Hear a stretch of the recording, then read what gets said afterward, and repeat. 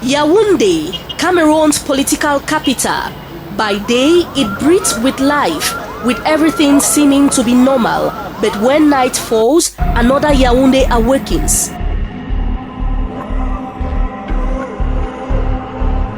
Hidden in plain sight in every heart of the city, tall buildings of concrete and iron, unfinished, abandoned, and some silent. The state normally has to automatically take over the house and fix it for public use. This house has been abandoned for over 20 years. The owners thought because he was asked to do just 5 stories. But he stubbornly went on with his plans and was later snatched by death. These are not just buildings, they are monuments of broken dreams as their owners could not complete the project for several reasons. Some people can practice evil and die before time. They have earned a lot of money, but they did not fulfill all the conditions. They will say, give your mother, give your father, give your wife, give your son or your daughter. You say no.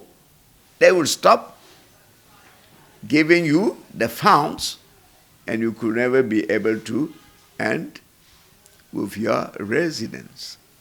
They are people of poor conditions.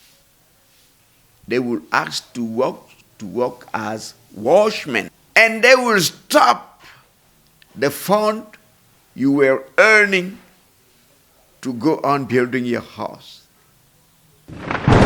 Stepping inside such a building, time seems to have stopped. Dust-covered chairs remain exactly where they were left, as if their owners simply stepped out and never returned.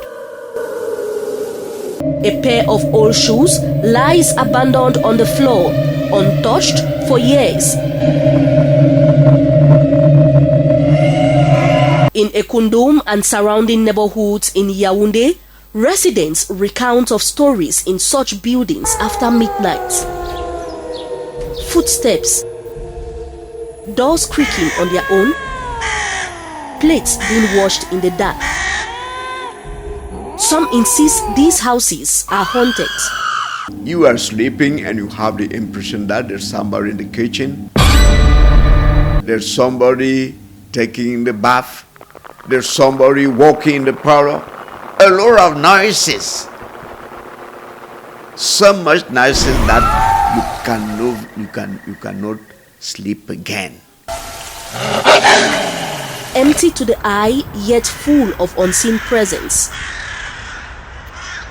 Others believe spirits still linger. Haunted houses are houses where people believe that spirits live or frequently visit. You get strange noise, you get mystical happenings. One of the things that we can do is also to have histories about the place. Sometimes you get into a new home, a new environment, you don't know any history about the place. You can go to a place and you get a history of, oh, every time that these couples come here, they lose their babies, they never become pregnant. Some totems were living somewhere and you come and cut the tree. He has no home again. He will come and stay in the house that is just close to where they have cut the tree. It is very bad to destroy the forest. We need to know exactly which are the parts of the forest, which are part of the forest we can destroy. If not, totems will come and stay with us.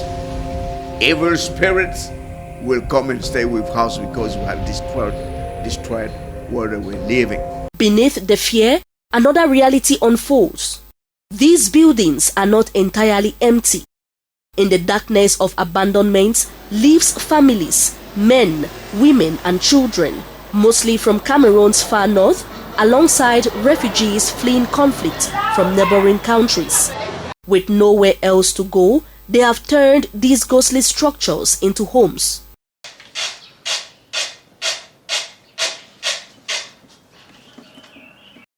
Here, life continues but always on the edge.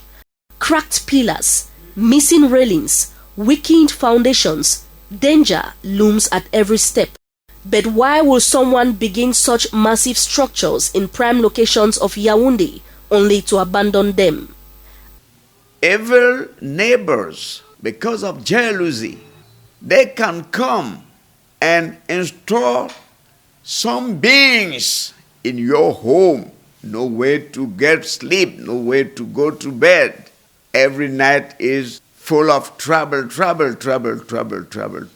For some, the solution lies in faith. We need to invite, not soothsayers, but men of God to come pray. Like when you read Leviticus chapter 14, how God gives instructions for the priest to be called for the cleansing of homes in those days.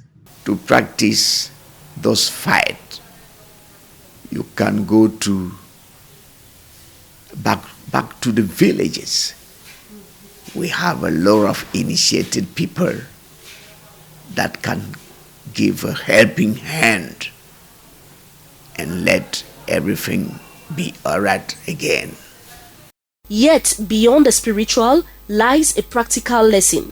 For investors and future homeowners, experts warn that they should know the history of the land and what stood there before and why the construction was stopped.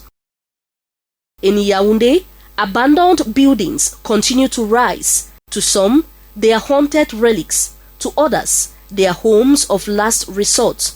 But for the city itself, they are reminders that every wall absorbs a story and every foundation carries memory. In the end, these structures do not just haunt the city, they define it.